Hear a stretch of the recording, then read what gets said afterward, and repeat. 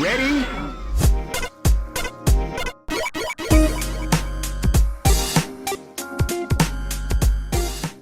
Hello and welcome to Rhythm and Pixels, a video game music podcast. This is episode 29-9.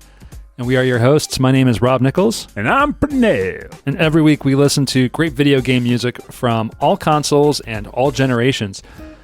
We pick a topic, we find some music related to that topic, we listen to the music, you listen to the music, and then we discuss Stuff. TGIF 1990s sitcoms. Honestly, I could do that every week. And pizzas and... We could have a spin-off podcast where the whole premise is solely just we choose an episode of TGIF and just talk about it. So Pernell was drinking what looked like Windex, and then it was soap, and now it's weird. It's Ecto Cooler. It's like watered down Ecto Cooler. Yeah, that's just how I get down. I like it. I came to get down. I drink a 50-ounce bottle of and jump water, around.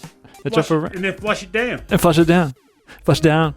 Flush it down. Yeah. But yeah, like flush it down. So like the idea is that I became obsessed with like drinking water, but water, while refreshing, generally either tastes like nothing or tastes like metal. So I got into the habit of buying Mio, and I just add Mio to like 50 ounces of water, but it always looks like some kind of odd thing. So it started out as being Windex, and then like Neon Tang or something. It's always something. It's the container. It's got these ridges in it. It looks like a lamp. Yeah, there's nothing wrong with that. I can dig it.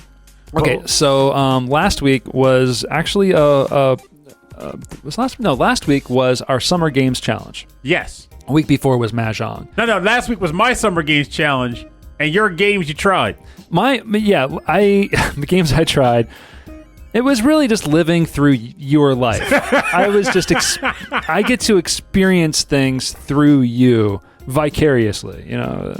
And it's honestly, I feel like you're joking, but but like at the end of the episode, when I get to this list, I think it kind of lends itself to what's going to ultimately end up being like whatever message I have, which is that there are so many games. There's too many games.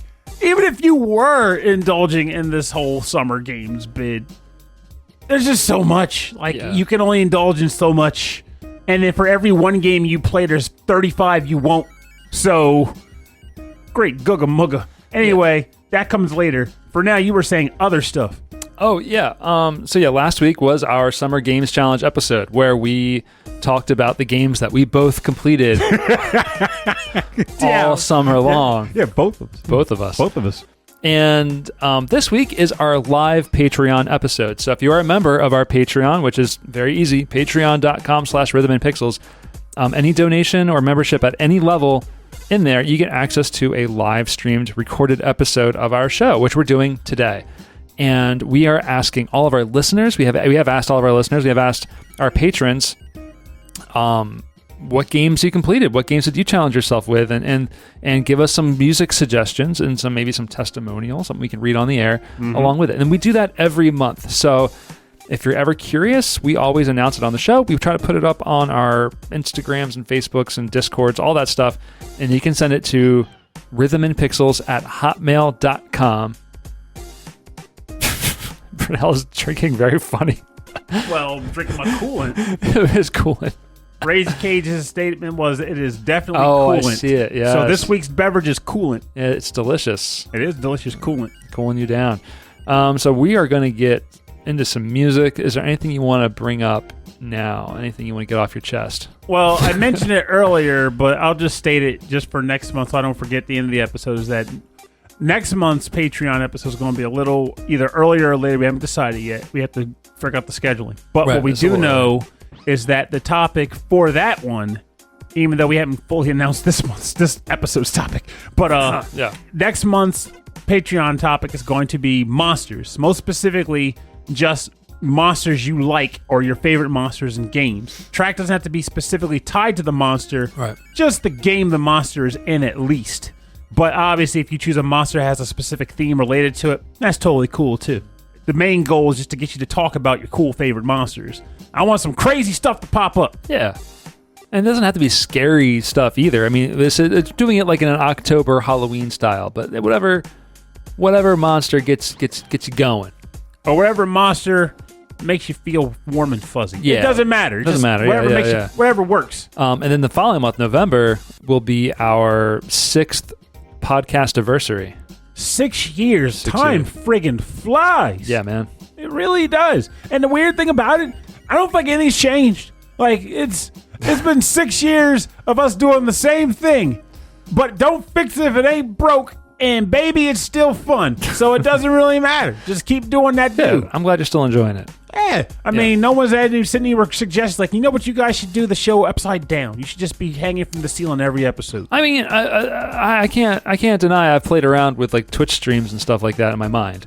But I don't know if that's something we'll ever really move to. And I get weird, like, every once in a while I find myself like thinking, doing a YouTube like, show, maybe. Yeah, like, and like I've had that weird. It's like today I posted up a video of me playing through Cave Story's last boss level because I just happened to have one. And I was dabbling, and I'm like, that's the kind of stuff I would do for fun. I'm not I can't pull off what it's like Wise Guy Chris Weisner does. Like, he does full on Twitches. He schedules it. He plans it. I'm too spontaneous for that, man. If anything, I'm just going to play a game, record it, and go, I'm going to post it in 2 weeks. Yeah, I'm lucky I got you here every week. This is literally the most consistent thing I've ever done in my life. So, but yeah, I would love to do like a full-on YouTube show, but I know that like people consume media in different ways. Like they might want to like listen to it while they're driving rather than watch the show. This is going to be an episode topic, by the way. Just want you to know this. That Mebri says... Time to get Poochie onto the show. Time to introduce Poochie to the show. Yeah, Poochie. So, for those that don't know, Poochie was the third Itchy and Scratchy character that was needed when it was time to shake the show up. So, we're going to make a whole topic related to that third character for the show. Who would be the third host of Rhythm and Pixels? Or Ed Wilson. that could even be a topic. I don't even know. Yeah. It could be a fake person. It could be a real person. Like, I'm gonna get like a soundboard of like Yoshi sounds. Just, what do you think, Yoshi? Yeah, but then we would just be biting off of the BGM jukebox because they already had Cookie and they had Haju. Not biting. It's an homage. In that case, it would totally be biting. Fromage.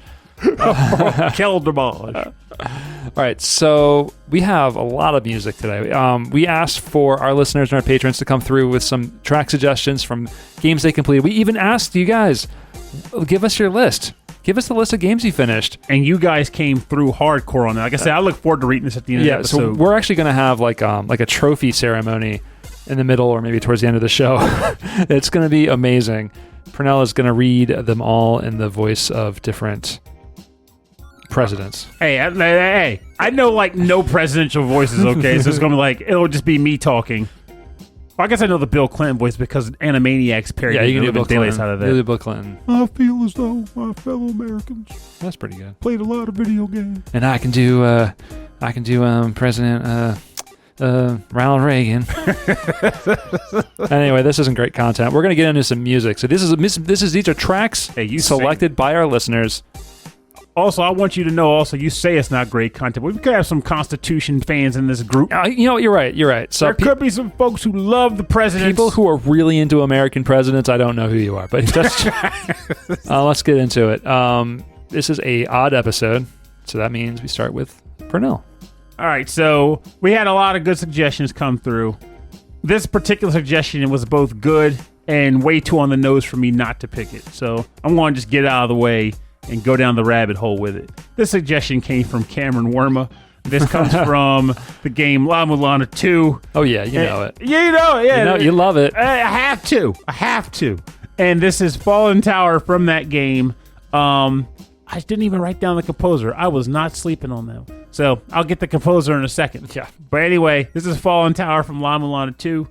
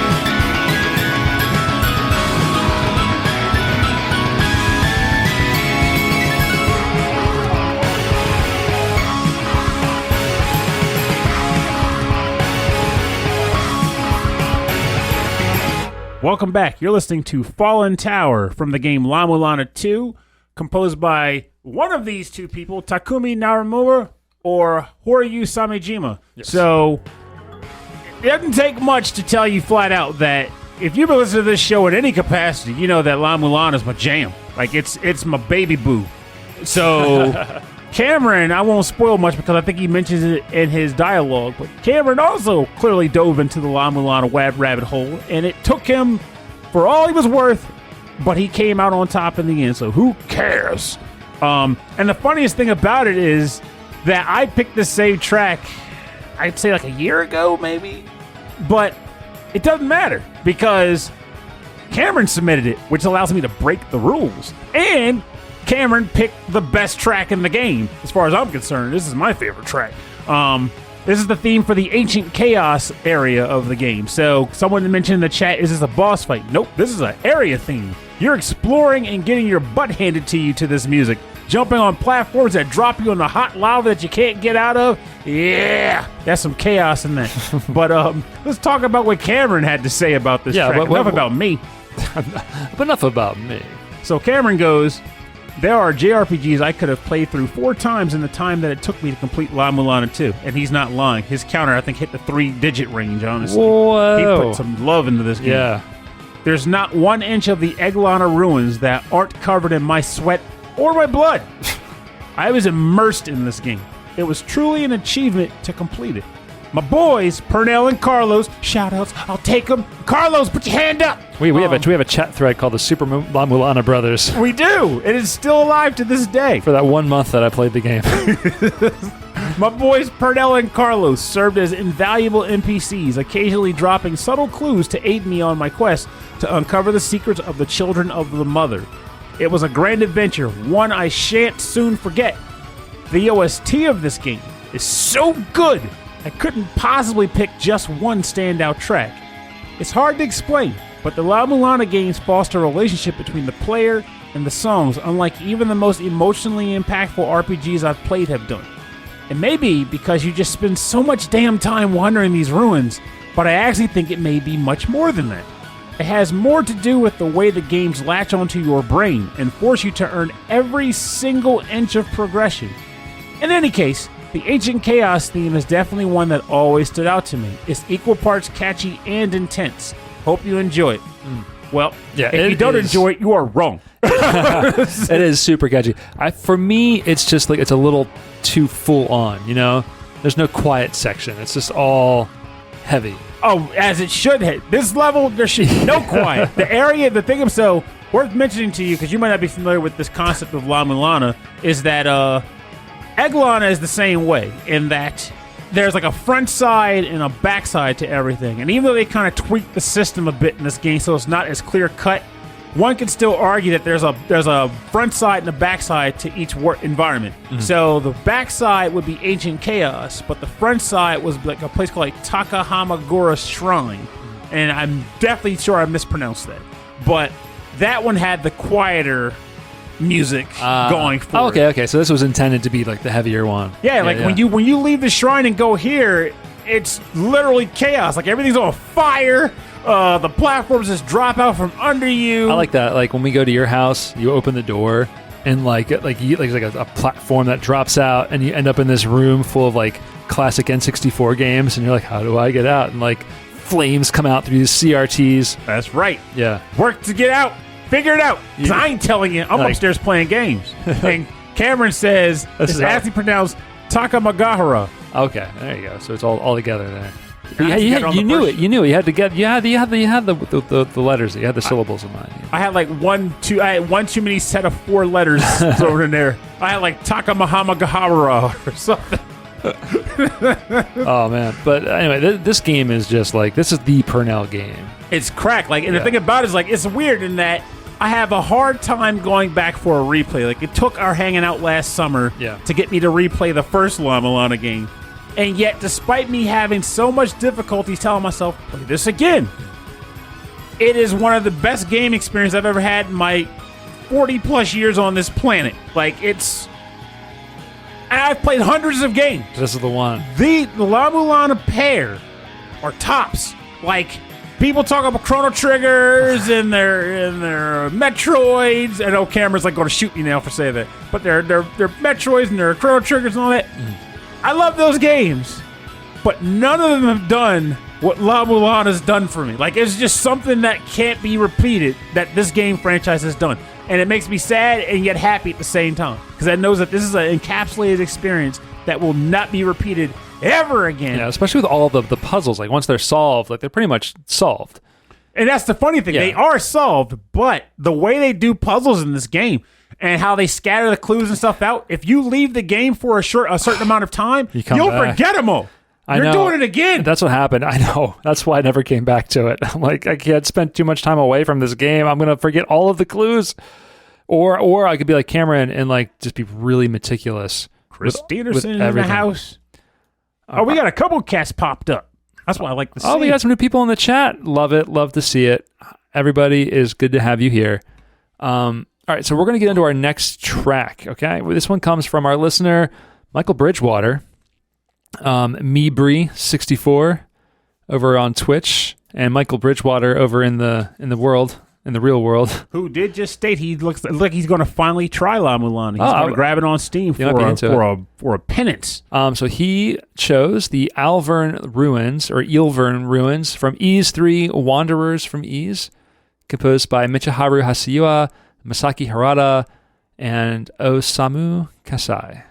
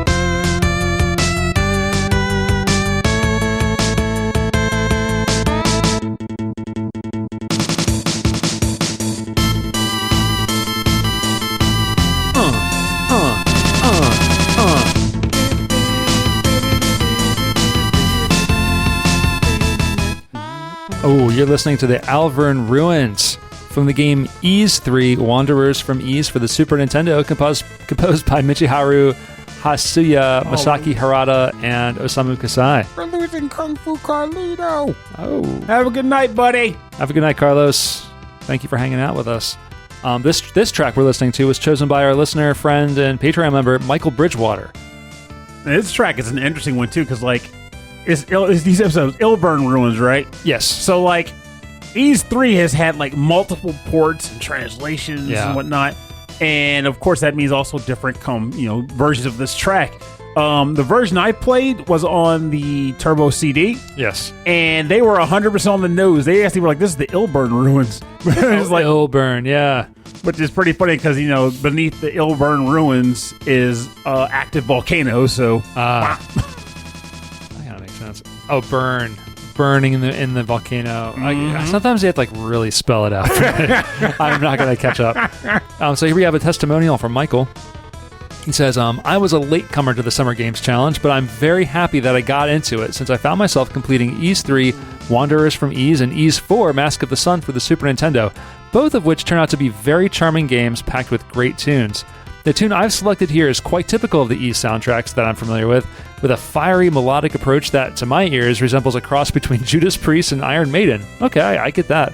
Not a bad thing at all in my book. Although the Summer Games Challenge is now over, I'm still going to try and find time to play through a fan translation of Ys 5, Lost Kiefen, Kingdom of Sand for the Super Famicom. I'll let you know how it goes, Purnell. Please do, because I'll be honest, that's like that'll be the one Ys game that I've never picked up and tried. So you'll be ahead of the curve for me on that one for me, because I would like to see it. I'd like to give it a try, but time, man, time. even now, I just downloaded Shining Force Guide in. Like, I just added that to my darn stat. So it's like, I know, but you just got Shining Force on the brain right now, right? From completing the Shining Force 1. I do. So that was a challenge from our listener, Chris Weisner, who put up a 20 spot, right? Oh, I took that 20 spot. So what the thing is, remember, it wasn't, the challenge itself came because he caught interest, he caught wind of the fact that I was burning out. I was like, I can't get myself to do it. Like, I started it was like, Well, I mean, I guess challenging yourself to get through the burnout.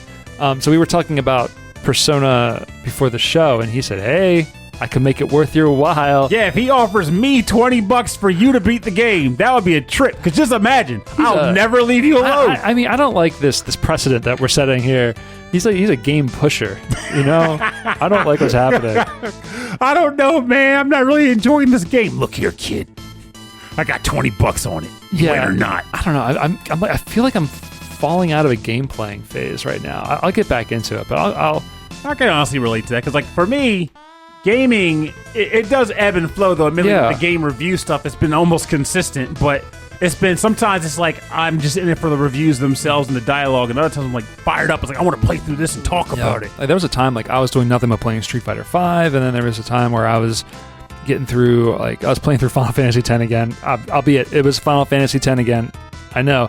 There was a time I was playing Enter the Gungeon, like every moment that I had. Well, there's something to be said. Like, it speaks to your gameplay style, though. That's what it is. I'm picking the one game and just doing it. Yeah, because like me, and I've always been this way, and you've always been that way. Like, I bounce around. I bounce around to a lot of different games. Chris Weisner says, I'll pay you $20 for you not to finish Persona 5, and therefore will curse Purnell forever. Hey. Ah, that's good. Hey, I'll just spoil the ending for him. That covers the do in that regard. I'll still get out of it. That's good, man. I'll still man. be happy in the end. That's a few beers. But like what I'll say is that but you've always been the type where you try one game and you just obsess with it to master it. You need to master the game, so you just play it ad nauseum, probably forever, because the game doesn't have a max ceiling. Yes. So you'll keep playing until you get bored. The best games, that's why I fell out of Guitar Hero, and then like I didn't want to go back when it got really hard. But like there was a ceiling. There was only so many songs. It was over, you know. Yeah, and then with Final Fantasy X, that hook that's your form of social. That's your comfort game. You played it with your missus before you met her, so it's become the thing where it's like, oh, I feel nostalgic. Remember when we played this game? Remember how awful Blitzball? Let's go back to that, honey. That's your thing there. I want to play Chrono Cross again. I wish there was a digital Chrono Cross I can get into. I thought there was. There's not. I mean, damn. If someone can prove me wrong, that's you're right, not fantastic. Because you have a PS4. PS3, you could be able to do that. Why would they make that different? Because they're stupid. That makes me sad. All right, so anyway, I'm loving this track. When I first heard it, I kept thinking this was Genesis. But it's just, this is a really clean rip of the music that Michael ripped himself. So thank you. Honestly, yeah. I believe he ripped it himself. So we are on to Purnell's second track. My schmeckin' track. Well, this is an easy pick then, because this is from the guy who recently just left the chat, which makes me sad because he would have totally heard it if he stayed. Oh, I'm really excited about this one. I was like, if you didn't pick this one right away, I was going to pick it right away. Dominic Ninmark. I'm not going to ignore Dominic Ninmark. I love this guy. So this comes from a game that I'm probably going to buy when I get home tonight. Submitted by Kung Fu Carlito. This is from the game Mighty Goose. I believe it's on Steam, and it's also on the Switch at least. This is Stage 2, Act 2, the Convoy stage. Composed again by Dominic Ninmark.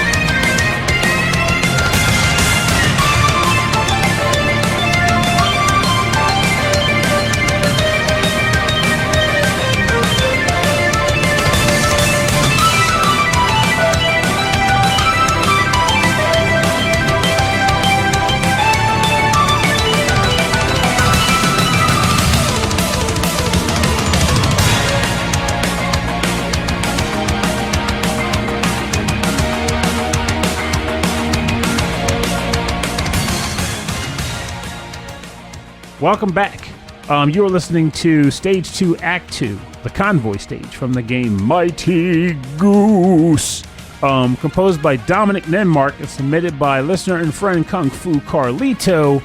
That man knows music, and he knows Dominic Ninmark is a beast. Yeah. But he didn't just listen to the music, he's also played Mighty Goose. So let's see what he had to say about this phenomenal beast of a spectacular spinster tune of raging alcohol wapadoodle words coming out of my mouth. Anyway, here we go.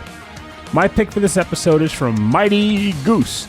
This high-energy run and gun puts you in the metallic boots of a cybernetically enhanced waterfowl. God, I love that statement. Honking his way through space, collecting bounties from planet to planet. A short but sweet experience, the game fills the screen with enemies to blast through, and the action is the perfect blend of cartoonish mayhem and high-caliber power fantasy.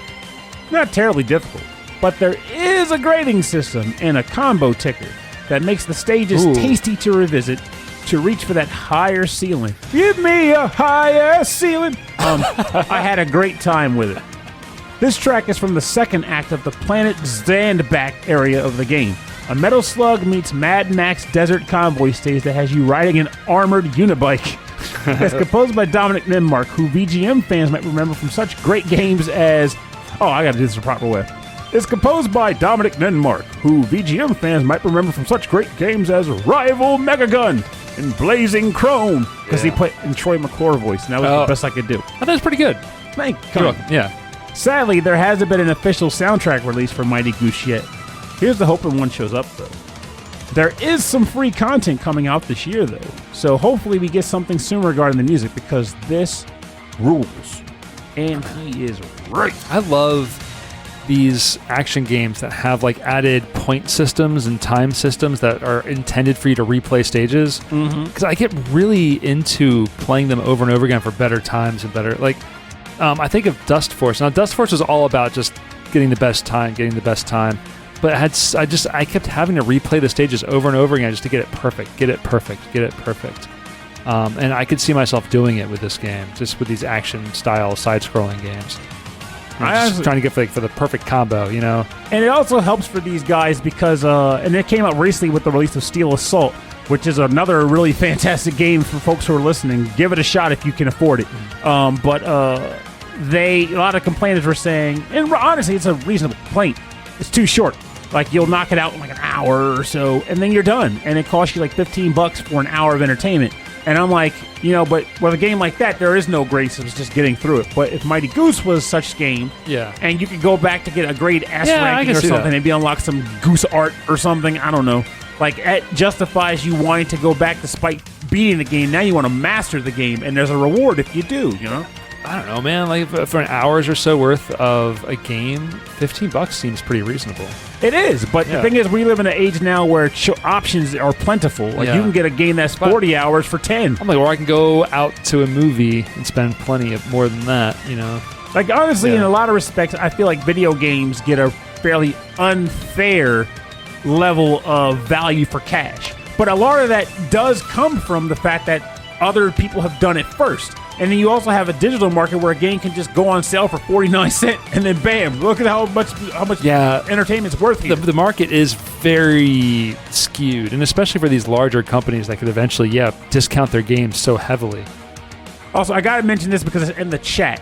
I wanted to bring this up. So, Soulless Sanctuary, I'm not sure why. I think she brought it because of the Kingdom Hearts dialogue. She says, I'm wondering who the last Super Smash Brothers fighter is going to be. Personally, and you can quote me on this, it's going to be Nahobino from Shin Megami Tensei 5. Oh. Just because they tend to have a way of announcing characters tied to big releases that are coming up or have come up. So you don't think it's going to be Mighty Goose?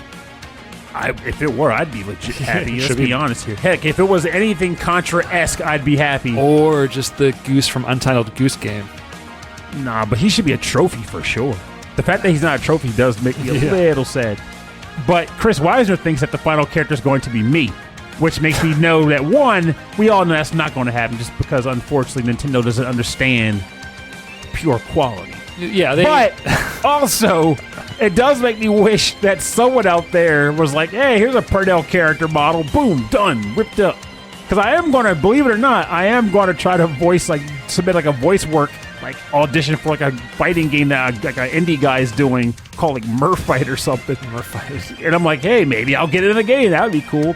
And I was already wowed him in an interview. I was like, here's a bunch of stupid puns related to water. Give me a job. It was like, we'll see. So you get some writing credit for that one. Someone says Justin Schneider from XVGM Radio thinks it's going to be Waluigi, and I can't be because he left Nintendo to join actually he started his own game company called Wa Nintendo. Honestly, I would totally. I mean, admittedly, if he were, what they should do, but they won't. They should announce one character, and then at the very, very end, be like, "Here's Waluigi. Just put him in the damn game. Just give me a little lanky boy, little tall, skinny, lanky Waluigi." They could even just take Wario and give him a Waluigi character swap. Watendo, that's so good.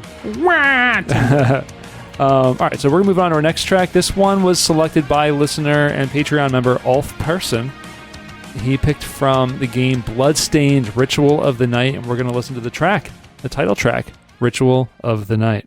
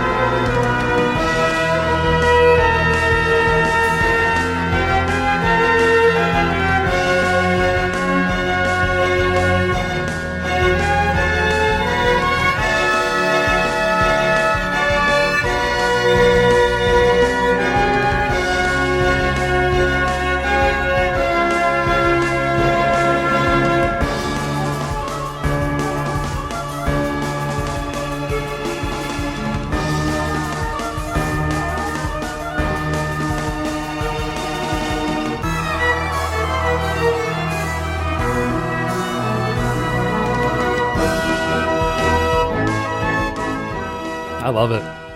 You're listening to Ritual of the Night from the game Bloodstained Ritual of the Night, composed by Michiru Yamane, and this was selected by our listener Ulf Person. I honestly love this. Like this game. This is like the first track you hear in the game, and it is just like it? It's one of it's at least it's either the first out in the woods or it's the first in the castle. Okay. Because I feel like once you hear that opening, it's like yes, I know what I'm in for. I'm in for a Castlevania experience. You beat the main game, right? If I remember correctly. I got the bad ending, and then I worked towards the good ending, and then gave up because I had so many glitches. I just was like, I'm not going to do it. And that's partly why I stopped, but people were telling me that they did a great job like patching it and fixing it on the Switch, so I tell myself I want to go back. Yeah, there's something else that was going on. Like, it was taking too long to defeat things, or something with... Oh, I backtracked too many times. I forget. I put a lot of time into this game this year, though. Something about a really good Metroidvania I am going to play to death. And honestly, like a Momoradara memory. Oh, Momoradara is great. Reverie and Moonlight or whatever. I wasn't even expecting to fall in love with that game, and I just was like, I'm not going to do anything else for a while and just play this one game. Like this guy, though, like I like pretty much everything about it, and the thing that deterred me, as dumb as it's going to sound, I think I mentioned it to someone else on the that listens to the show, and they gave me a spin to not have to do this. I think I was talking to off person about it, actually. The farming, and that I wanted to make stuff, and it's like, hey, you got to come back in like 6 hours to get a grain of rice to make this dish. I never figured out how to do a lot of the farming and the crafting. Like, I would just would run out, take all my money and all my things and be like, I'll just make this one thing. What can I do? And then just leave it. And I never got into I'll make the rice to do the rice to get the potato to give the potato to the lady. I didn't do any of that stuff. And that's what stopped me, because I tried that and I was like, I want to just do it now. I don't want to wait for the farmer to do his work. Just give me the stuff. Yeah. So in the end, but he was like, yeah, just go back. It's not like real time. You can fudge it or something. And I was like, well, if that's the case, maybe I should just go back. Or as a sane person would tell me to do, just ignore the freaking element and just play the game. That's exactly what I did. So Ulf writes to us. He says, this was by far the best game I have played this summer. I loved Castlevania Symphony of the Night, and this is absolutely worthy successor to that game.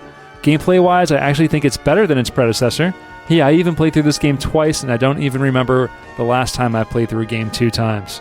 I 100% agree with him on the gameplay, too, because the gameplay is more akin to what was developed for Aria in Dawn of Sorrow. Mm-hmm. The whole idea of beating enemies and getting their soul crystal. In the case of this game, it's crystal shards or something. The crystal shards would leave the enemies, and you can get additional moves and stuff from them, and that was a really fun way to do it. Oh yeah, and you can explore, and you didn't have to use them all. Some of them you really needed to use them to keep exploring, but you could just pick and choose, and it was fun to do that. And for me, that made that's why why Aria of Sorrow is my favorite of that block on the Game Boy Advance too, and it's even better than Dawn of Sorrow in my opinion, because I just like getting the monster souls and be like, what does this one do? I told you earlier in the episode, ooh, Kung Fu Maid, what the heck is her ability? Yeah, exactly. You just want to know. Yeah, I think it was some kick move or something. I forget. No, hers I think unfortunately was actually one of the support ones where it's you get more hit points when you heal or something crazy like that. I liked a lot of this. Anyway, the end of his email he writes,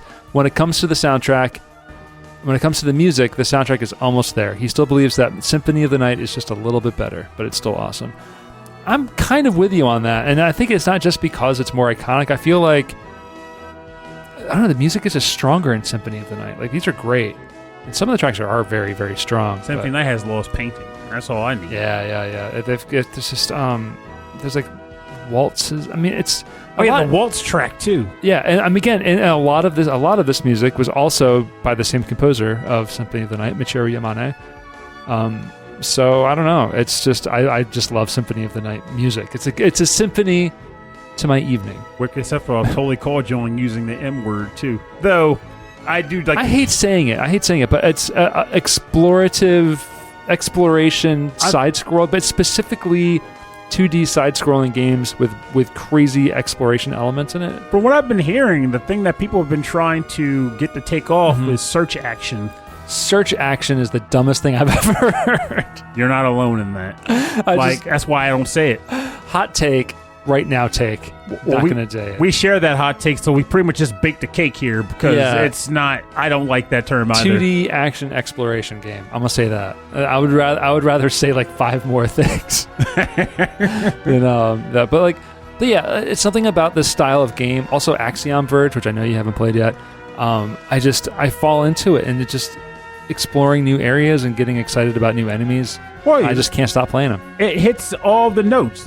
You say explore, so you find new places, new enemies, find new enemies, and you're constantly getting upgrades across various platforms. You get new weapons, new armor, new abilities. You level up. Actually, you get traversal abilities, no less, not just combat ones. With Momorodara, there wasn't much else in the way of earning new things. There was one power-up or transformation spell that you got that was really important, and then that was really it. You had the leaf sword and you had a bow and arrow. So in that regard, the game didn't have that element of the boost, but it was still the exploring and finding new enemies. Yeah, definitely. It's the new areas. It was so much fun. So I don't know. Maybe you could give me more of these games. I think that's why I'm excited about the Castlevania Advance collection. I never played them. Oh, you would love them. Yeah. Well, let me rephrase that. You might dislike Circle of the Moon. Which one was that? That's the very first one that was on the Game Boy Advance. It was a launch game. Because I would probably start at the beginning. That doesn't. Like you should, but it's one of those things where it's like you already know what you like. So if you find yourself not enjoying it, you just move on to the second. Just kind of skip it. Yeah, it's not like Castlevania Adventure, right? Where it's. No, well, no. It's literally. It was literally them saying people like Symphony of the Night. Oh, okay. Let's make another one. Oh, I see. Well, I'm cool with that. I'm down with another one. I played Bloodstained. Well, yeah, but like the thing is, like, well, Bloodstained again, like that's like peak refinement. It's like, hey, we've had like a decade of games like this. What is take the best of all of that? Circle of the Moon is literally Symphony of the Night exists. It's the only template. Let's make that game. Just keep doing it, but a little more limited and with this weird card system. So, yeah. Right. Also, a weaker narrative. Oh, that's too bad. And that says a lot considering that we're talking about a Metroidvania game. You mean a search fight? Search Junction. Search Junction. All right, so we're on to your third track. All right. Of the set. Third track. This track comes from new patron and hopefully soon podcast friend, GameFan44. This track came through, and to be blunt, I listened to it, and I actually booted the game back up because of the track. I was like, I get to look forward to this later. This is probably better than my current favorite from the game. Yes, this is from Rob. Yeah. Persona 5 Strikers. This is Counterstrike from that game. And I will get you composer in a second because I don't want to just assume it's Shoji Meguro, but it's probably Shoji Meguro.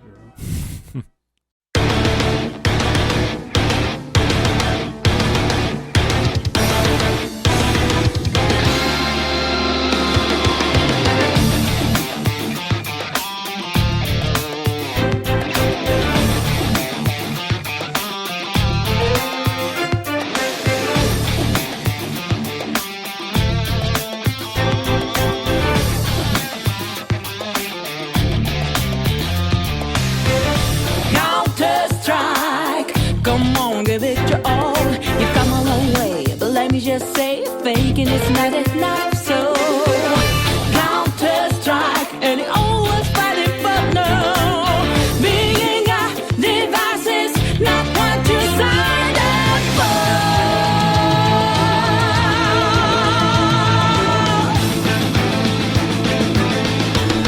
Welcome back to your game show.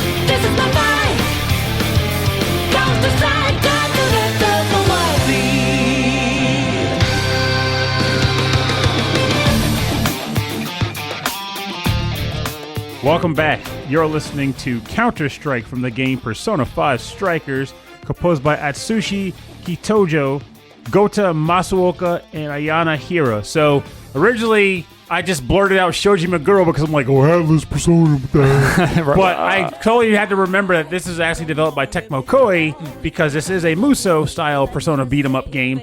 So, of course, they brought on the Omega Force composer team, which are these individuals. And I stand to believe, personally, people can question or disagree if they want, but the Persona 5 Strikers OST kicks the snot out of the Persona 5 OST. They're both great. They're both great. They're both great. Like someone's going to jump out the chat room to get you. Oh, I felt it around my throat. It's fun because it's definitely capturing some of the spirit of the Persona 5 soundtrack. That kind of bluesy, jazzy sound to it, but like definitely heavier rock-oriented stuff, right? And the best way to actually get that encapsulation pulled off or understood is or I've totally misused it, but I don't care. The best way to convey that transition of style change is to listen to their version of Blooming Villain, which is the boss theme, the normal boss theme from this game, because this is apparently a boss theme for a specific character who I won't spoil. I spoiled it for myself to look it up. But suffice to say, yeah, I'm back at this game. And for those who want to wonder why did Perdell stop, you're going to laugh because, of course, this is why Perdell stopped. I picked hard mode because I'm like, well, it's Persona. I can handle hard mode. I should be doing normal. It's a Muso game. But it's a Muso game. And I got to the first boss, who was Alice. Alice the rabbit. Which is funny because she is a rabbit. Right. And apparently dodging with three uncontrolled characters is very tough because they're just getting hammered even though I'm not engaging with them. It's like I'm dodging Alice just fine, but my backup characters are getting wrecked. So it's like, where goes my healer? We're gonna get the hell up. You know, all these people aren't pulling their weight, and now I got to figure out how to manipulate everybody and keep everybody alive. Whereas normally I would expect to be keeping myself alive. The heck with the team. So in hard mode, you're meant. So this is the difference between hard mode and normal mode. Well, normal mode is the same concept of like management, but you'd also have to figure in normal mode, you're taking less damage, so it's probably easier to keep up with the wailing that you're experiencing. You know, stuff like that. Maybe the boss has less attacks.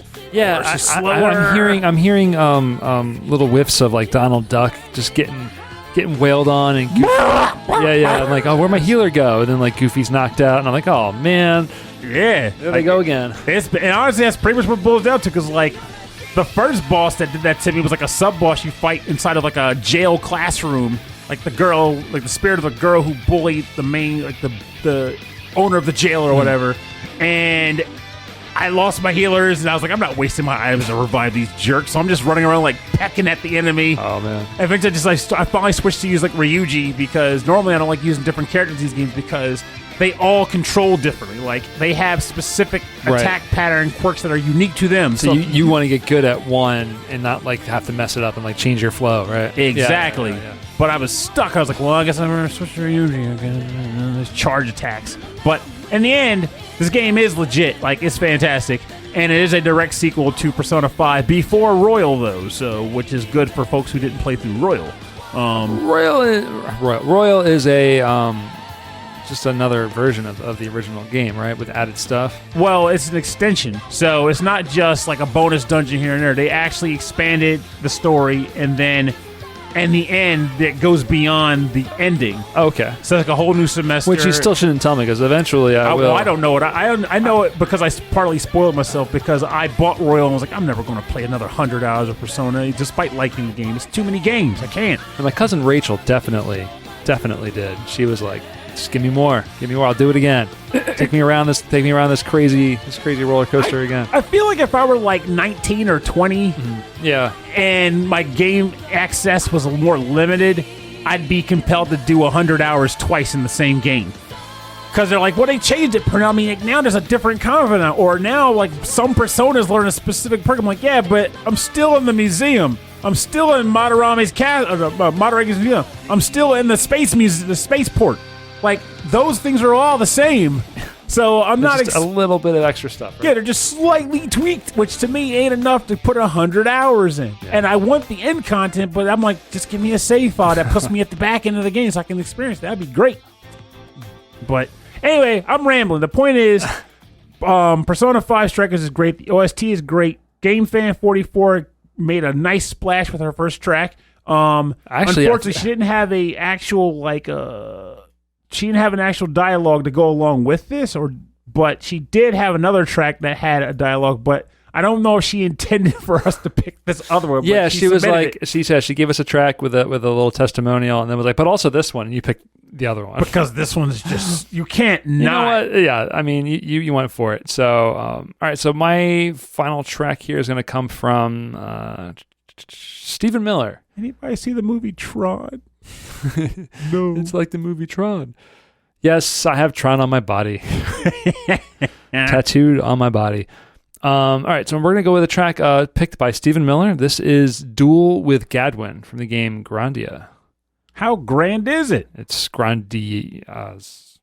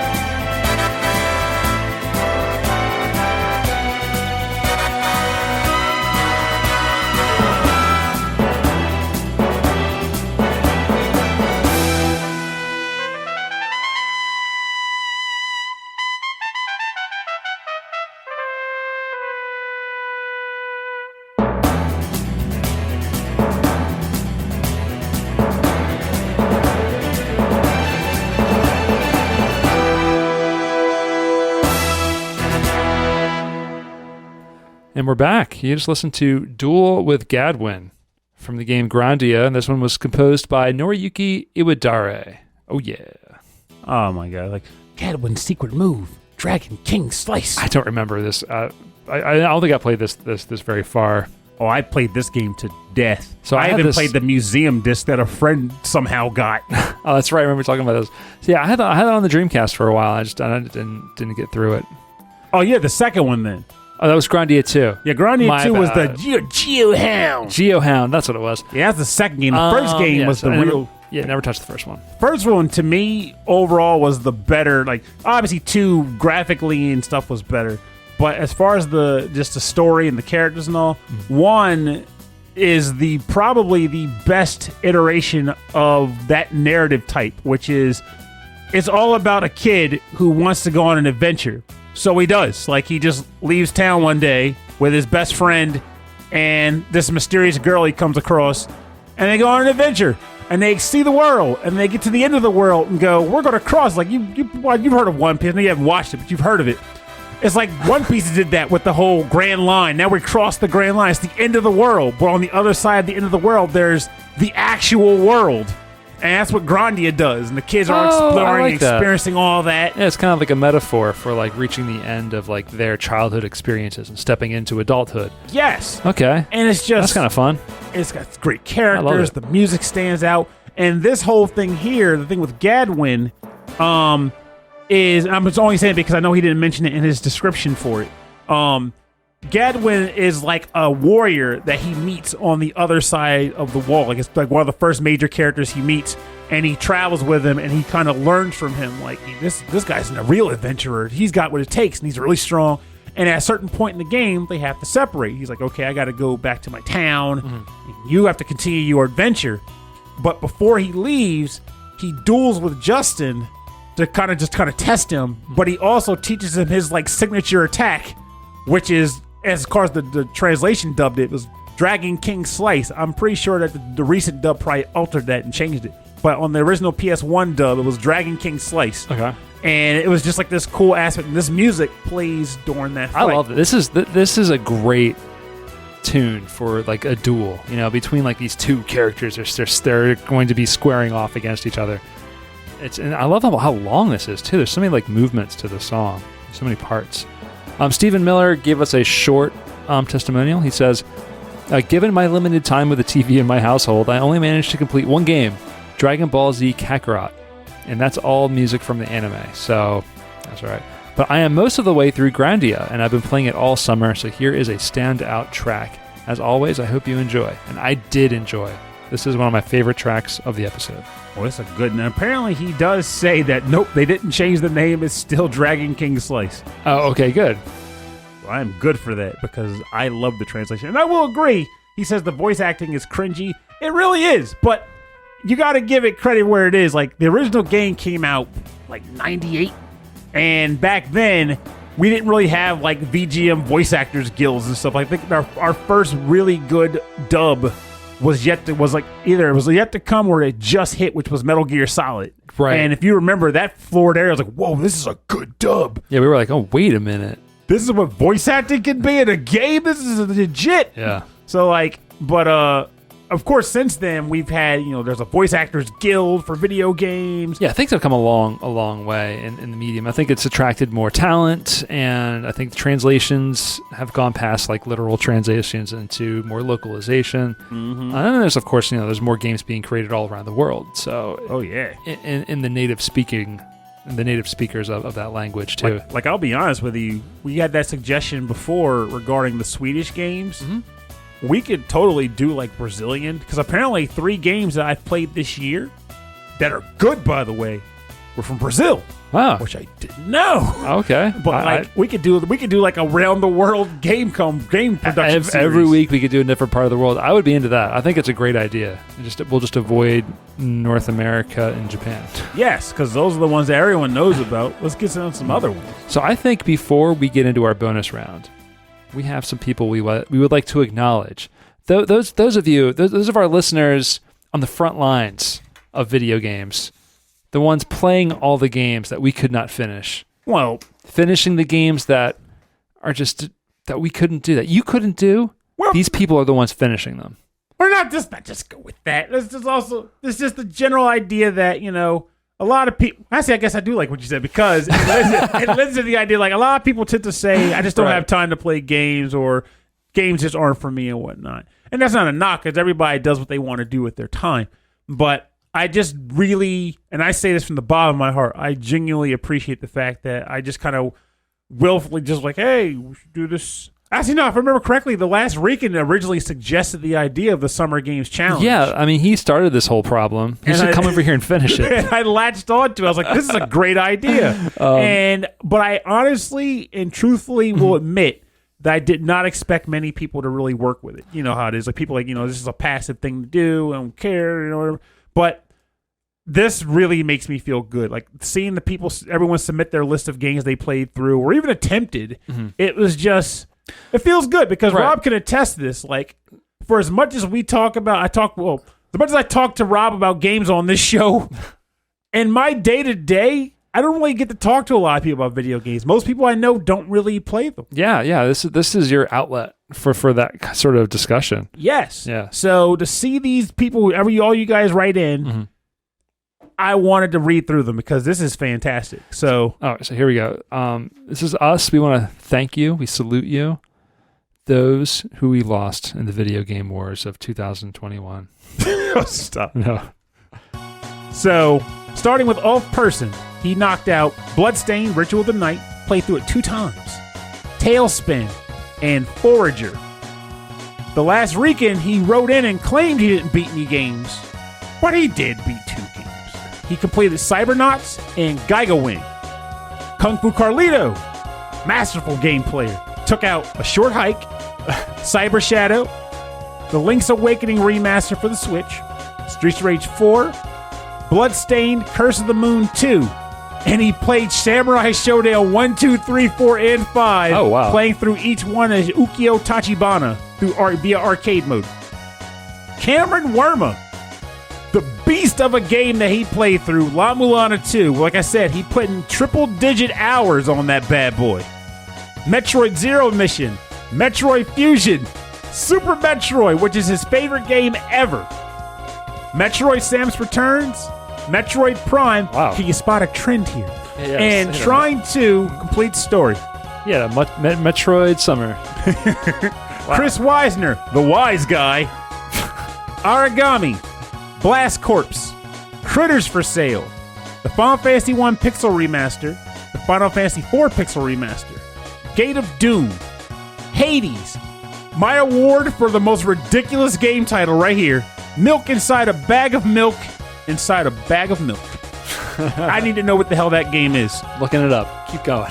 Papers, Please, Parasite Eve, Res Infinite, Wizard Fire, and World of Horror. I have a surprise one here that I won't say just yet, so I'll skip that one. Chris Murray, Fire Emblem Three Houses by way of the No Death Church run. Those who know what that is will know what it is. Mass Effect, Mass Effect 2, Mass Effect 3, Trails of Cold Steel 4. I put him onto the Trails of Cold Steel games. He beat them before I did. Hades, Ys 4 Monstrum Nox, Cadence of Hyrule, Control Ultimate Edition, Tokyo Xanadu EX Plus, and DuckTales via the Disney Afternoon Collection. Mike Myers, he went on a retro tear. Played through Dynamite Heady, Yes, he did. Trampoline Terror, P-47 The Freedom Fighter. Here's a surprise one I didn't expect anyone to play through. Gekisha Boy, a.k.a. Photo Boy. If you don't know what that is, look it up and get a really good laugh. Jackie Chan's Action Kung Fu. Yeah. Die Hard on the TurboGrafx 16. E-SWAT, Cyber Police. Mercs, Midnight Resistance, Fire Shark, Ghostbusters, Thunder Fox, and funny enough, all of the board game mini games in the Yakuza franchise, but totally not completed any of the actual Yakuza games. Meebry64, our buddy who just went to bed. Persona 4 Golden, Ys 3 Wanders from Ys, Ys 4 Mask of the Sun, R-Type Dimensions EX. Curly Kevin, I'm almost done, guys. Batman Arkham Asylum. Game Fan 44 knocked out Legend of Zelda Link to the Past on the Game Boy Advance, Persona 5 Strikers, The World Ends With You Final Remix, Sky Children of Light, and Spiritfarer Beverly Update. I'm not sure what that one is, but I'm going to look it up later. Stephen Miller, as we mentioned earlier, knocked out Dragon Ball Z Kakarot. That comes to a grand total, including the one I didn't mention just yet, Right. 70 games. And none of the games were repeated amongst the patrons, which means all of you played 70 distinctly unique games over the summer and knocked them out. And we even have like a wall of shame, quote unquote, which are games that was mentioned as being completed. Honestly, the term was dubbed by Ulf Person. He said Persona 4, he attempted it. He said maybe I would have beaten it if Rob had tried harder on Persona 5. Oh, you can't put that on me. Oh. No way. No way. I'm not taking this one. Monster Boy in the Cursed Kingdom, and Stephen Miller for his track submission, Grandia 1. So, honestly, that was fantastic. This is legit. And again, 70 completely distinct and unrepeated games. That is baller. And so many of them were ease games. So many ease games. I think you've inspired some people to get into some ease, into the world of ease. Just the way it should be, because ease deserves to be played by everybody. But here, I'll tell you what. Before we get into this bonus round, something's coming up. Something's coming up right now. We got a bonus track before our bonus round. We got a surprise submission to the show. This track comes from Stephen Miller's wife, Hell. She submitted a track from a game that she completed, the IE Missing game from the 70s, No Man's Sky.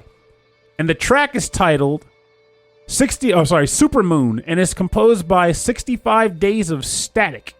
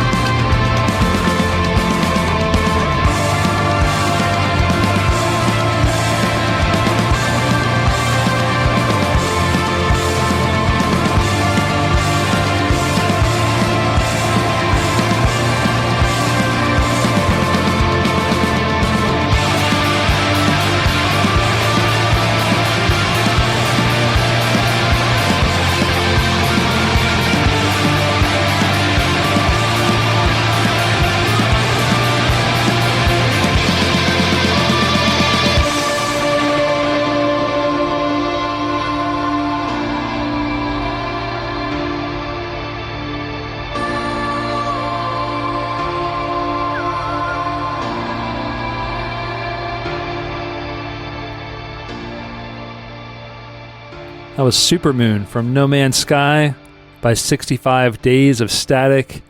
That was picked by our listener, Hell. Yes, we're going to use the name Hell. And it's really interesting Or because Heel. Hell. Probably Hall. it's Hell. You got to stick with it. Like, so when I listened to this, when I first heard it, I was like, this sounds like the sort of music that I would listen to like normally, like outside of a game. Like, this is very dream pop shoegazy to me. Yeah. So it actually is interesting to read through the chat that Chris Stevenson says he actually saw these guys open for The Cure, which is a very good pairing for those genres that I named.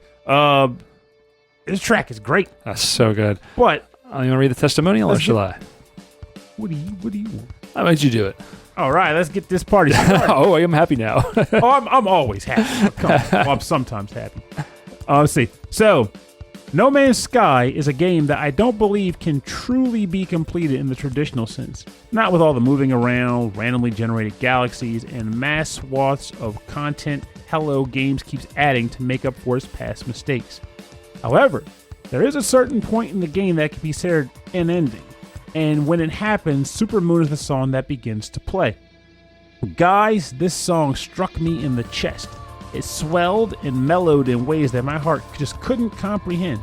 In a game full of chill, atmospheric music, the sudden spark of hope and renewal this track emanates. It takes one completely out of left field. So, Hell submitted this track. She wanted to be a nice fun surprise for Stephen Miller because she's never submitted a track before, but she does listen to it alongside him. Now, worth noting, because it made me think about this actually.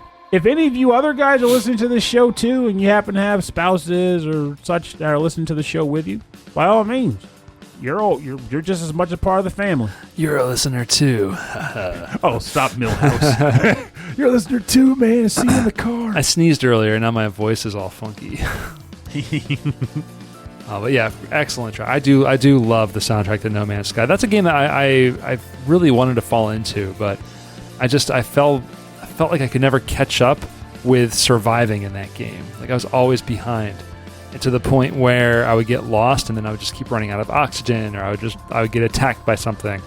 So I never really got to enjoy the kind of slow, contemplative, kind of meditative state of that game of just enjoying the different worlds and seeing different things. Have a good night, Bedraw. In addition to that, like, made me think though, like, is that the kind of game where the resources are like limited? As like if you're on the planet and you're looking around, you can legitimately just run out of access to things you need to survive? I think so. A lot of it's just like you might be on a planet that doesn't have what you need at all, and you got to go to another planet. Oh, like you got to realize it quickly enough and then leave before you die? Yeah, but there's so many things. I feel like crafting games, I can't wrap my head around because I can never remember everything that I need. I've played a few. Like there was one I played a lot of called Breath Edge. I'm guessing. I could be wrong, or I could just be bad at reading. Well, I mean, it depends. Like the way I describe this game here, you let me know if it's similar. And Stephen Miller, for that matter, too. So it's called he's played it. Bath Edge? Like Breath Edge. Oh, Breath Edge. Terrible humor, but overall cool game where you're in space, you're on a wrecked ship, and you're trying to find safety. So you exit the ship, and you have a limited supply of oxygen.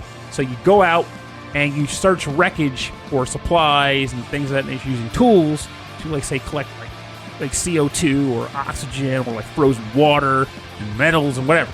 But eventually, oxygen starts to run out. So you got to run back to your ship to regenerate your oxygen, bolster yourself up, and go out again. You got to manage your temperature, your body temperature, because as you get too cold, your vision starts to freeze up, so you can't see anything, and you eventually freeze to death. So you got to manage your body temperature and your oxygen levels. And as you play, you start to build out cooler stuff, which allows you to go farther out into space and find better stuff and build better stuff, which then in turn resumes the loop. You now have to find new stuff to go beyond where you stopped. Do it again. Find cool stuff to get better equipment to let you go farther out. It's a very simple loop, but it's just fun to be like, I want to go farther. I want to go farther. And the way you survive is just by being patient. Like you have to be like, okay, I see a ship right there. I have enough oxygen to get me there and back. If there's anything that happens that complicates the mission, I have some excess oxygen. I have a container in my pocket, But obviously you don't want to overdo it because then you'll suffocate and you'll die. So there's a lot of danger, but there's a lot of like you gotta be patient to get there, patient to get back. Exactly, because someone who's impatient will just go too far out and won't have enough to come home. I'll have to check this one. They sound so much fun to me. They sound so interesting to me. I love these games where you're almost creating your own story in it. Like everyone's story is a little bit different, you know? Oh yeah, and this one's definitely that. Like this is one of those games I got for a review. I would have never probably bought it up seeing it on the store because again, the humor is kind of lame. Like you have a chicken for some reason. But I started out just seeing what the game was like, and then 4 hours later, I'm still in space. I can go a little bit further, a little bit farther. So to me, it nails it, and maybe that's similar to how No Man's Sky plays. I don't know, but even still, it might be worth you giving it a shot because it sounds like it'd be up your alley, at least to try it out. Yeah, I burned through a lot of my resources making a base and then trying to make it look good. And then I don't know if I should have been doing something else, but I don't know. It was kind of fun. I know it's kind of open worldish now, where other people are in the same world, in the same game universe as you, but the game is so big that you don't always see anybody. And so it's a couple times I'll be like on the planet, like dying, and like someone's just like flying over me. I'm like, bye! Well, I don't think he's going to help me out. I love Stephen Miller. He goes, "This is Subnautica, but space." And I had to say it that way because space. All right, we're going to turn this space down for the bonus round. Bonus round. The bonus round is where we play covers and remixes and arrangements on our theme. And this week we got some suggestions for some bonus round tracks, I believe. So what do you have for now? Before that, have a good night, Rage Cage. Oh. This comes from listener Chris Weisner. This is the wise guy. He's not living that down well. That's your new nickname, yeah, sir. And You're he's also he can't stop. Can't stop, won't stop. This comes from Parasite Eve. This is Out of Phase as via a synth cover of that.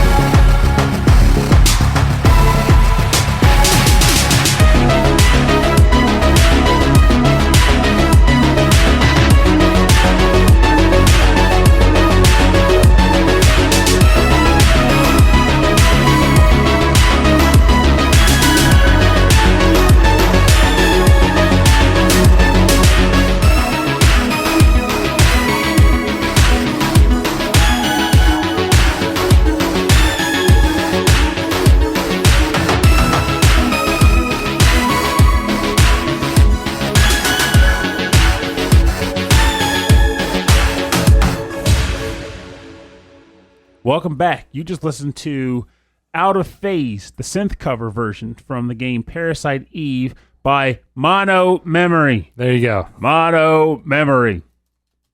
Commit that to memory.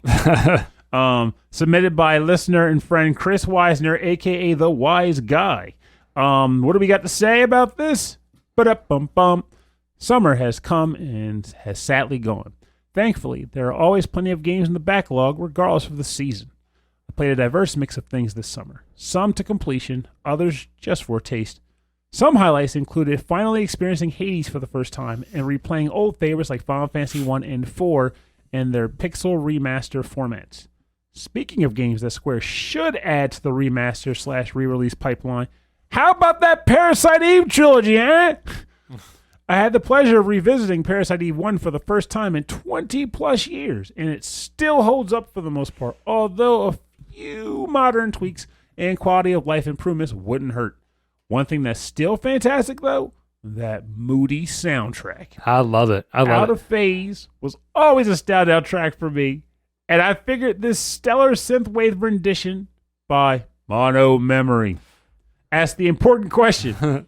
What if we dance in the NYPD's 17th precinct? What would we do, Rob? What would we do? What would we do if we danced in the precinct? I'm trying to figure out what the trilogy was. I thought there was only 2 Parasite Eve games. No, there was the first and second, which understandably I totally get why you wouldn't get the third one. Yeah. Because it was kind of under the radar. Dino Crisis? It came out on the PSP, and it was called The Third Birthday. They changed the entire concept up by being like, now Aya can just, like, mind jack people. Oh, weird. Yeah, I had no idea. Parasite Eve 1, 2, and then Third Birthday, which sounds like Kingdom Hearts kind of numbering system, right? Like they just wanted to get a little weird, but at that point Square was already in that phase where they were just making up weird names for their Third stuff. Birthday, Chain of Eves. It's all about the mitochondria, Rob. Yeah. It's all about mitochondria. All right, so our next bonus round track is coming from Wicked Sephiroth. This is from Final Fantasy XIV. Neath Dark Waters. This is the Fabled Ways Lo-Fi remix.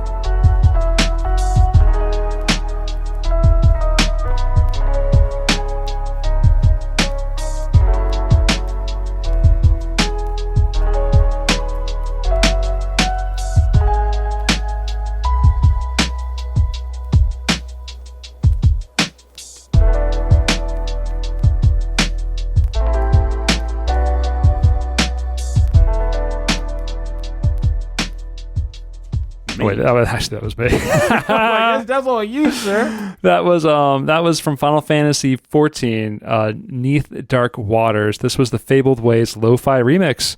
That was picked by Wicked Sephiroth. Wicked Sephiroth didn't really give a testimonial, but he did give a list of tracks with a bunch of words in all caps. So we're gonna read those here. We're gonna read Big Fat Tacos, Chicken Tenders, Lahi, and okay, I think that's all I got. But honestly, I do want some chicken tenders and big fat tacos right now. So there's a lot of memes with dances and with, like, I guess, lyrics that people shout, like what they believe they're saying too. If you play that game, so we'll get to that music maybe a little later on. But I really enjoyed the lo-fi remix of this one, and Pernell really got into it.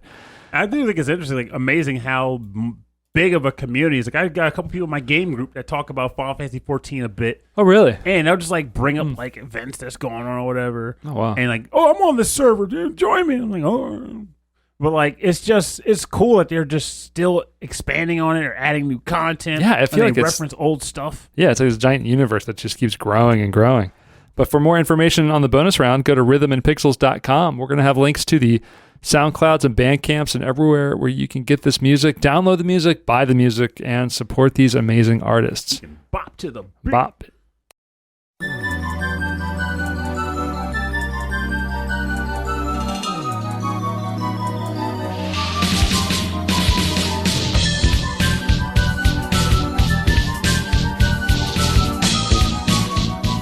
All right, thanks for joining us on episode 29-9 of Rhythm and Pixels. This is our listeners' Summer Games Challenge. Finishing all of the games that you can Fitz in the print. summer. Yeah, Originally, summertime. I think originally the goal was set to 10, but in the end, we just did what we could. And it's fitting that we go out on this track, Colonial Satellite from Cyberbot's Full Metal Madness, because it was submitted by Daryl, the Last Rican, who, believe it or not, was the originator of or rather gave the original suggestion to do the Summer Games Challenge as an extension of the 4 in February challenge that we originally did back in February. So I got a little bit of follow-up words for that after this, but I'm going to read his testimonial first. So, I know I suggested the Summer Game Challenge, and yet I did not finish any of the games on my list. I know, terrible. Between work and having my sons, I just didn't have the time. Instead, I spent the majority of the summer teaching my kids how to play various games on the Switch, because they're at the age where they want to play video games, so of course I had to begin teaching them. Some games I took a hands-on approach, whereas with others, like Pokemon Let's Go Eevee, screw Pikachu, didn't like that one. I left them to their own fate. I gave them the slightest of hints, and overall told them the care, training, and catching of Pokemon was on them and them alone. But when I did find time, I booted up the Capcom Arcade Collection and beat this along with Gigawing. I vibe with this track not only from the beat, but also what goes on in the background while playing the level. You're literally fighting on a satellite that's falling towards the Earth and burning up in the atmosphere while you fight. So congrats to those who completed some of the challenge or all of it. I failed this year. First and foremost, no, you didn't fail because you completed 2 games, and even if you didn't complete the 2 games, you tried and hopefully had fun playing the games you did play. Yeah. Because at the end of the day, the Summer Games Challenge is not about actually beating anything. You could have come to this and said, I beat no games. But what's important is that you enjoy and engage with the hobby that produces the music that we're playing on this show every week. Because it's a complete package set. Like, we wouldn't have VGN without VG. So you want to appreciate and enjoy the games that we have access to because there's so many of them. People put the time and effort into them. The least we should do is click some buttons. And if you manage to see the end of a game, hey, all the better. That means you got to see the complete product. And that's something I can't say I do very often. Yeah, so you got to experience the whole the where the music was for, right? Mm-hmm. Yeah. It's like almost like saying you look at a package that has some, like, you see a package, and inside the package is a really cool medley of things, maybe like a dinette set. I don't know, but you never get to the dinette set because you're so enamored with the paper wrapping that you just kind of let it sit on your countertop, like I'm going to open that box eventually. It's going to be great. I feel like the last time I heard the words dinette set was in The Price is Right, and it was a wonderful prize. Can win the new dinette set. Because I'm old, Sonny, and there are wolves after me. Oh, my God. So, anyway, if you enjoyed this show and you also would like to submit a track suggestion or maybe a topic suggestion for a future episode or just to say hello, please send us an email. rhythmandpixels@hotmail.com. And for a full track listing of this episode and all of our episodes, go to the website. rhythmandpixels.com. And there, you can also get access to all of our episodes, because not all of our episodes are available on Spotify or Apple or anywhere else. You can go to the website for that. And at the top of the website, there's a link for our Discord server. There's a lot of fun stuff happening on Discord. A lot of discussion, a lot of sharing of music and memes and just jokes and stuff. So check us out on Discord there. You can check us out on Twitter and Facebook and Instagram. It's Rhythm and Pixels, all one word. And check us out on YouTube, youtube.com/rhythmandpixels. We have a 24/7 16-bit and 8-bit radio station playing non-stop deep cuts and classics. Delicious beats. Some crunchy, some smooth. That is playing all day and all night long for your VGM needs. So you can check that out. Also, all of our episodes are posted there as well, if that's how you like to consume your audio medium. And if you want to support the show, you can go to rhythmandpixels.com/merch. We have some cool t-shirts there, video game music related t-shirts for you to check out. You can also support us by going to Patreon, patreon.com/rhythmandpixels. And there, for any tier, you get access to a prequel episode once a week, a monthly live streamed episode just like this one every month. And for members at $5, you get a Rhythm and Pixels logo on stickers, I believe, yeah. And then at $10, you get a cool mug, a Rhythm and Pixels mug. Good for chugging your favorite brew. And then at $20, we have exclusive t-shirts. So you go to patreon.com/rhythmandpixels to check that out. And we also like to thank all of our members at the highest tiers. We'd like to thank Frankly Zappa, Kristen, Mike Myers, Alf Person, Fashion 8060, Andreas Milberg, Brian Pitt, Cameron Werma, Carlos Kung Fu Carlito of the Heroes 3 podcast, Chris Weisner, a.k.a. Musashi219, Wise Guy, Christopher Shenstrom, Davy Cakes, David Taylor, Harold Howard, Wicked Sephiroth, Justin Schneider from XVGM Radio, another excellent VGM podcast, Michael Bridgewater from the Forever Sound Version VGM podcast, also known as MeBree64 in the Commodore 64 demo scene, Rage Cage, Reinhardt Selkova, Sleepy S'more, Steve Miller, Taco, the Autistic Gamer 89, and then finally Ed Wilson of the VG Embassy, a fantastic VGM podcast. Absolutely. So thank you all very much, and many more, for your continued support of our little show. It's greatly appreciated, believe me. Oh, what do you want to do next week, man? We're out of the summer. Oh, of course, break free. Break free? That's right. The topic is break free, because I'm going to unleash the beast of tracks. I've been just like, I could play this on the show. But it's the summer 16-bit. I'm going to have to write this down. Purnell breaks free. It's my time to shine. This is great. Next week is the end of World 29. We break into World 30. I'm really excited to get into that. So yeah, anyway, thanks everybody for listening to the show. Oh man, Kristen showed up just as we were ending the show. Oh my goodness. But that's always next time though. We'll be doing this again, obviously. Well, maybe she just found the chat. Maybe she was watching or listening. But yeah, thank you everybody for listening to us. Thank you for everybody watching us and listening to us live, hanging out and talking and joking with us. Just hanging out. We'll see you next month, and we'll also talk to you next week on next week's episode of Rhythm and Pixels. My voice is gone. It's the pizza. The pizza did it. It's really distracting. Blame the pizza. My name is Rob Nichols. And I'm Purnell. And I'm Rob's pizza in his stomach. Good night, everybody. Have a good week.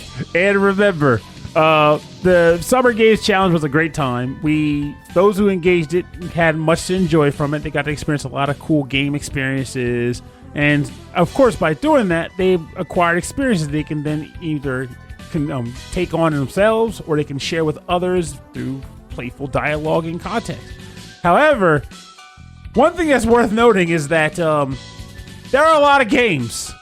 A stupid amount of games. For every one game you play, there's like 35 you won't. Because quite frankly, it's just too friggin' much. Whether it's across consoles or just things you have access to time-wise. So, while a lot of people might lament being unable to keep up with those things, or some might say, they become a part of our eponymous backlogs. I bought 50 games, but I only have time for 3 of them, What ends up happening is we start to feel weird and guilty. Like we got to keep up with the Joneses. Every new game, we got to experience it. We got to feel it. We got to be a part of the conversation. But one thing that's worth noting is that the conversation doesn't have to be between 2 people that played the same game. The conversation can be between 2 people that played 3 different games between the 2 of them. And you can share your experience through words and exclamation and just presenting what you experienced playing the game. It's not exactly the same as having experienced it firsthand, but to be honest with you, we just don't have the friggin' time. Yeah. And there's sometimes it's pretty cool to actually have someone tell you a weird thing that happened to them in a game when they're excited and they're passionate. They just want to tell you, you won't believe the crap that I just did in this thing, man. Wow. Sometimes that's just enough, if not better, than the game itself. So don't discount the ability to just share game experiences with your friends or loved ones, or just even randos on the internet like Rob and myself. It's worth its weight in gold, and it saves you, believe it or not, a fair bit of time. So consider it. So I'm using it much as I can.